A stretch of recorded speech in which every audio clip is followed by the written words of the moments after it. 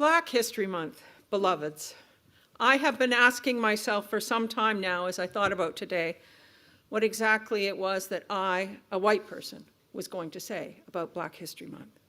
In fact, I considered, what should a white woman say about Black History Month as a sermon title? I'm a white person in a faith tradition that is predominantly white still. It would be easy for me, easy for us to use this time to reflect how those of us who are white are enriched by the diversity that happens when our beloved communities are expanded, when African Canadians and other people of color join us. But that would be too easy. It would be too familiar. It would be centering white experience as part of Black History Month, which is, I think, the opposite of what it is we're supposed to be doing. And I've come to think about this as Black History Month is not, or at least it shouldn't be, I don't think, a once and done tidy, well, there it is. We've told some stories about Black people, and now we can get back to our regularly scheduled program. It's not that kind of thing. Rather, I hope we can use this month to focus, to remind ourselves that Black History Month is not something other, but rather it is history. If we believe in interdependence, and we say we do, then Black History Month can serve as a reset time so that we remember that the traditional ways of talking about history have centered and privileged white history. And in doing so, we have not learned about history. My first post-secondary education studies were in the field of history, mostly Victorian history, with a bit of Canadian history thrown in, which mostly focused on religious history. Interesting. But now it's been a while. And in all of those studies, in that degree, I do not remember once being asked to study the history and stories of Black people. This despite the fact that we were frequently reminded that we should and could study from the lens of those not in power. History was written by the victorious, they told us, so we should pay attention to the other stories, those of women, those who were economically disadvantaged, and those who were outside of the mainstream of society at the time. But I don't ever remember being told to study the story of a Black person. History is often told by those who are at the top of the cultural pyramid, if you will. And it's why to this day when someone says to me all romantically, geez, I would have liked to have lived in medieval times, my response is, yeah, probably not. You probably would have been an indentured serf and it wouldn't have been a great life. So I've come to learn that I with a history degree have a lot of catching up to do. It's probably safe to say that many of us here, most of us probably, when it comes to history, have inadequate educations. And so one of the things we can all do during Black History Month is educate ourselves, to mind the gaps so clearly left by the way we've been taught, by the way our culture teaches us. Last week we handed out wallet cards with the 8 principles and 6 sources of Unitarian Universalists on them. If you didn't get one, there's some at the welcome table. The 8th principle, which is the most recently added to our UU principles in Canada, calls us to individual and communal action that accountably dismantles racism and systemic barriers. Black History Month, not as a once and done exercise, but as a reminder, a time to take stock, is one of the ways, just one of the ways we can engage that work. Like the work of reconciliation with Indigenous people, a key element of the work of justice making is truth-telling. Black History Month is a call for all of us to learn more about history and then use our expanded understandings to do the good and challenging work of dismantling racism and systemic barriers. I have 2 stories to tell right now. One is mine, and the other is not. Some years ago now, I began digging around in an attempt to learn more of my family history. Ancestry.ca, some of you have probably done this. I learned some things. I learned some things that surprised me. One of my father's great-great-grandfathers, so that's 3 grandfathers, was born in Keene, New Hampshire in 1795. His grandfather, born in 1735, was ordained as a congregational minister and served in Keene. Another of Dad's ancestors, Thomas Stanton, my 10th great-grandfather, came to this continent in 1637 and settled in Stonington, Connecticut. He was a translator, and having learned some of the languages of the indigenous people, was an interpreter. And here's the part of the story that really gave me pause. There is some evidence that he enslaved a black man. My walk through a long, detailed, and very well-documented history was sobering. Contrast this now with the story by black UU musician Glenn Thomas Rideout. Rideout tells a story about a time when he was in 7th grade and the class was doing an assignment on their family histories. And he shares the story of being in that class when a classmate was giving a presentation. When it was his turn to present his history project to our class, he began with delight, flashing a large poster board and permanent marker family tree. He'd been able to trace his ancestors back to the 1500s. I wondered how he had managed to discover so much and so many. I tried something like that a year or so ago, and I asked every adult in my family. I stayed in the local library for so long they gave me a job at the desk. I combed the internet, he says, looking for something of my deeper heritage so that I could imagine myself. And this kid in my class, well, he was talking about his German ancestors. I remember feeling confusion. I had no idea where he was getting this information about his great-great-great-grandparents. I looked around me, and none of the other black kids in the classroom seemed to have a clue either. We don't have these stories. Ultimately, I realized that my white classmates had access to time that I didn't have, access to stories and connections that I could never have. He continues, like most black people, I rise on the shoulders of ancestors whose names I cannot know. Our ability to move through our own past is encumbered, cut off at some point, where we as human beings were sold like cargo, the point of erasure. In order to shackle people to ships, you have to untether them from their life stories and their heritage, their bloodlines, and the lands of their home. You do all of this untethering, and for the rest of generations, that person for the rest of time, there can be no knowing of those stories.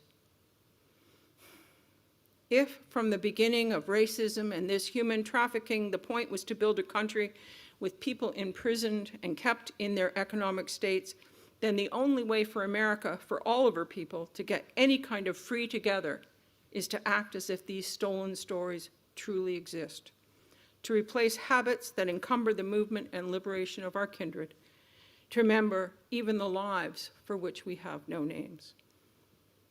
And Thomas Rideout concludes, we show our children now the truths of yesterday and the possibility of tomorrow.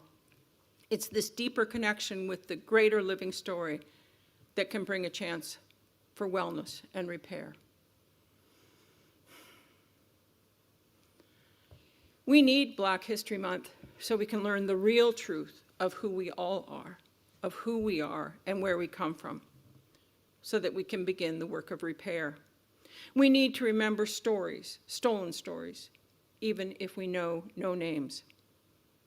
This contrast between my family story and that of Glenn Thomas Rideout and so many others is evidence of the systemic erasure of so many lives lived, of accomplishments, of oppression, and it represents a history of dehumanization.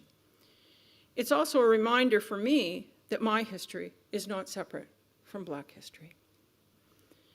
So many family stories were disrupted by the slave trade, and traditional historic scholarship has for too long used a white lens, making the stories of those who don't fit the dominant narrative invisible.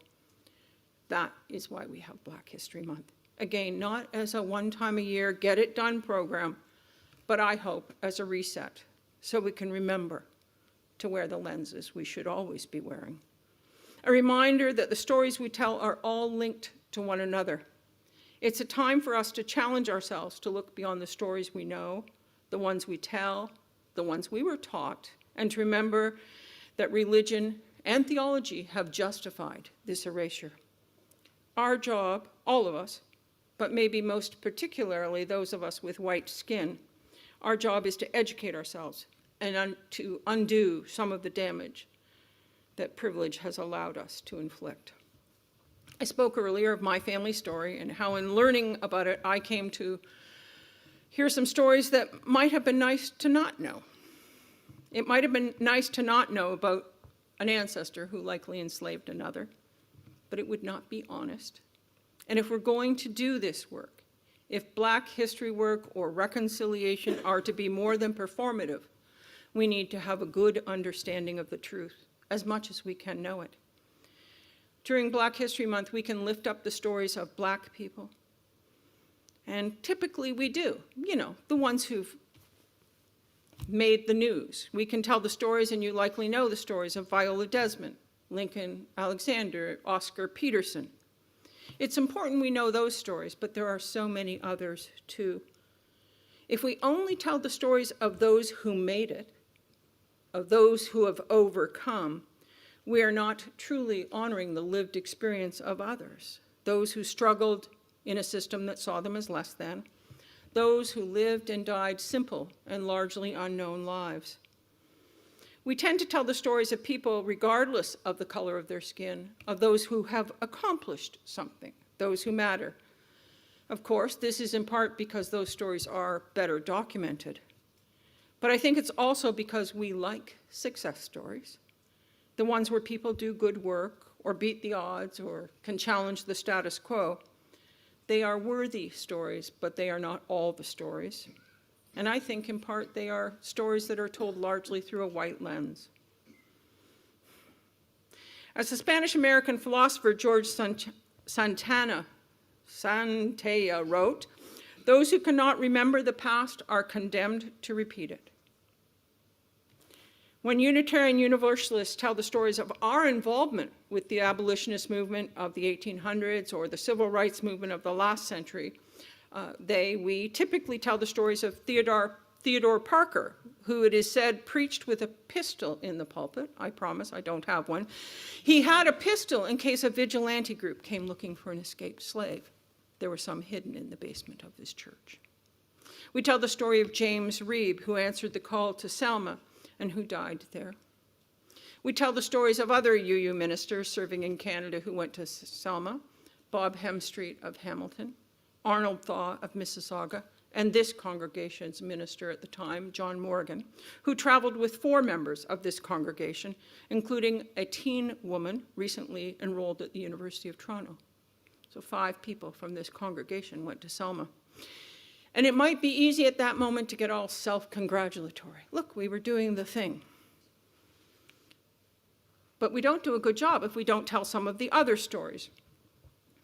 In Chicago and Los Angeles, the decision to explicitly allow Black members to become members of the congregation resulted in the resignation of more than a few members, including some board members, this in the late 50s and 60s. The first Black Unitarian Universalist ministers found, if they found any at all, only marginal and temporary employment. In Detroit, Eugene Sparrow, a Harvard Divinity School graduate, you've done all right if you graduate from Harvard, a Harvard Divinity School graduate who came to Detroit with recommendations and funding from the American Unitarian Universalist Association because they believed he should be placed in Detroit. He was considered for ministry at a congregational meeting there in 1950. The meeting minutes are missing. And the subsequent newsletter said nothing about the meeting.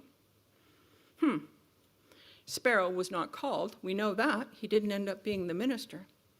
In 2007, 8 of the people who had been present at that meeting were interviewed, trying to understand what had gone on. And the story they tell is not a pretty one. Here are some of the quotes about their recollections. People were screaming at one another. I was shocked at the racism. His qualifications were questioned, and people threatened to leave the church and withhold their pledges. Equity, it seems, was an aspiration, but not in my backyard seems to have been a reality. In my mind, truth-seeking and telling exercise such as this one are useful as they help us in the sometimes uncomfortable work of being honest with ourselves. One of this congregation's former ministers, Reverend Dr. Mark Morrison Reed, has, since his service here, made it his focus to help us understand our history. Mark has researched extensively. In fact, the quotes I just read were from a book of his. Researching, writing, and teaching so that we better understand how our largely white perspective, so that we can understand it and then begin to shift it, and so that the picture we tell about ourselves isn't narrowed by the dominant narrative. I mentioned our principles earlier, and for us, they provide us with values, which we each in our own way translate into a personal theology. And as we consider them, it becomes quite clear that we are called to, each of us as an individual and each of our congregations, to do what we can to break down barriers, to build beloved communities. We affirm the inherent worth and dignity of each person. We name a commitment to justice and equity. We create accepting communities. We have a belief in interdependence, and the eighth, our newest principle, as I mentioned earlier, explicitly names a commitment to dismantling racism. The call to justice-making, the call to remove barriers is about more than an annual observance where we tell stories.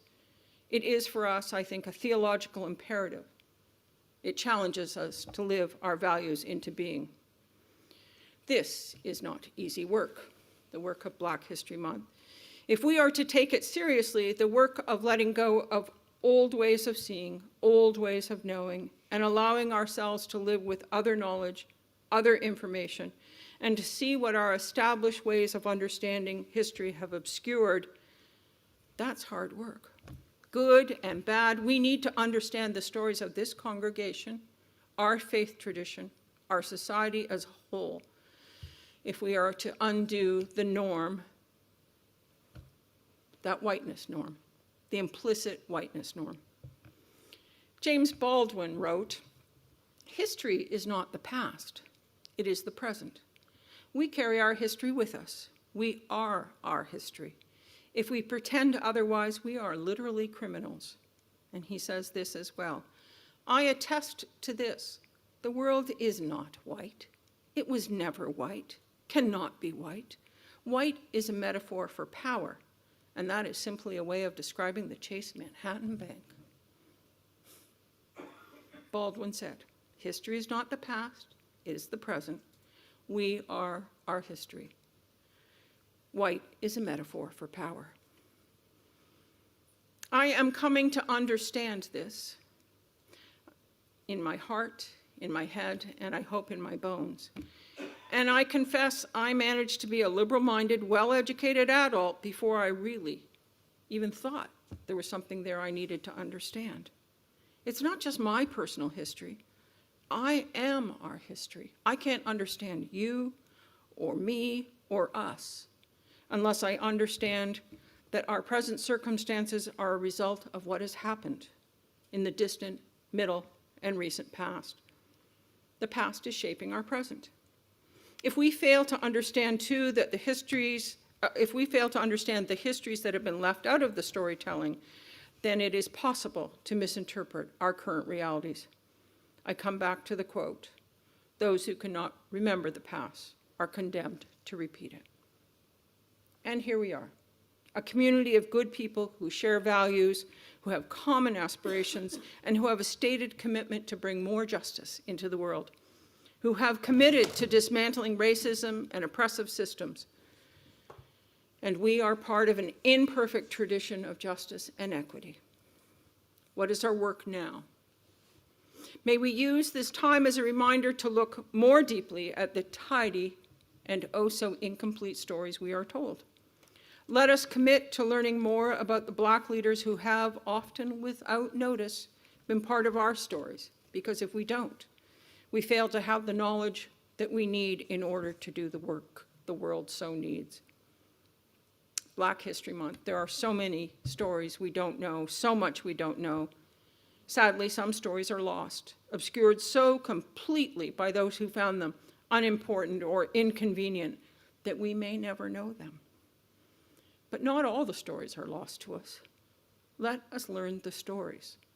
Let us begin to tell a more complete history so that we will better understand ourselves and the world, so that our hearts and minds are open, so that we can, with integrity and intention, begin to offer, each in our own way and with our own gifts, the love that the world needs from us.